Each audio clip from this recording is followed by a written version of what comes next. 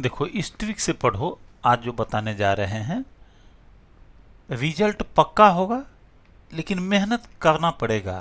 तो जो मेहनत करने के लिए रेडी है ना, वो कोई भी एग्जाम पास कर जाओगे। हम तरीका बता दे रहे हैं। जैसे एक परेशानी आता है कि याद नहीं होता है, तो याद होगा ऐसे कि कोई वन लाइनर जीके पढ़ते हैं या ऑब्जेक्टिव क्वेश्चन पढ़ते हैं, तो आप उस क्वेश्चन को पढ़िए, उसका आंसर देख लीजिए, आंसर भी पढ़िए।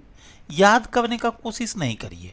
कोशिश ये करिए कि जो क्वेश्चन आपने पढ़ा और उसका जो आंसर है उसको स्टोरी के रूप में डेवलप करिए, कि उसको हम एक कहानी बनाएं। मान लीजिए कि 5 क्वेश्चन आप पढ़े हैं, तो हर क्वेश्चन का एक कहानी बनाइए। जैसे मान लो एक क्वेश्चन हम अभी बोल रहे हैं उदाहरण के तौर पर, ताकि जो हम कहना चाह रहे हैं वो सभी देखने वाले समझ पाए।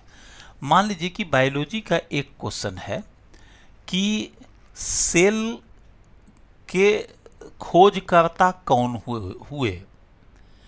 तो आप सेल के खोजकर्ता कौन हुए ये क्वेश्चन पढ़े, और उसका आंसर मान लो दिया हुआ है कि सेल के खोजकर्ता रॉबर्ट हुक हुए या स्लाइडेन एंड स्वान हुए। रॉबर्ट हुक शायद है, हम विषय की जानकारी आपको नहीं दे रहे हैं, तरीका बता रहे हैं। तो आप क्या करिए कि इस पर सेल का एक हिस्ट्री का स्टोरी बनाइए। सेल का हिस्ट्री कि सबसे पहले किसने देखा, उसका थ्योरी किसने दिया। आप सेल नहीं समझ रहे हैं, सेल का हिस्ट्री। फिर आप जब अगला क्वेश्चन आप पढ़े हैं कि mitochondria is the power house of cell, तो इससे समझ में आया कि माइटोकॉन्ड्रिया जो है वो सेल का कोई यूनिट है। तो आप फिर उस पर स्टोरी बनाइए। अब आज के डेट में तो बहुत आसान है, कोई पुस्तक से मिले तो ठीक है, नहीं तो गूगल से सर्च करके स्टोरी तैयार करिए। जो आपके पास पढ़ने का मोबाइल टूल्स है उसका ज़बरदस्त इस्तेमाल करिए पढ़ने में। इंटरटेनमेंट और गेम ये सब में तो लोग करते ही हैं।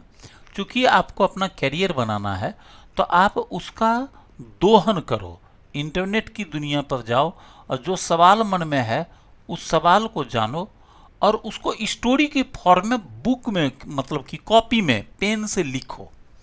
आप देखिए कैसे याद रह जाता। मात्र एक बार मेहनत करोगे हमेशा के लिए याद रह जाएगा।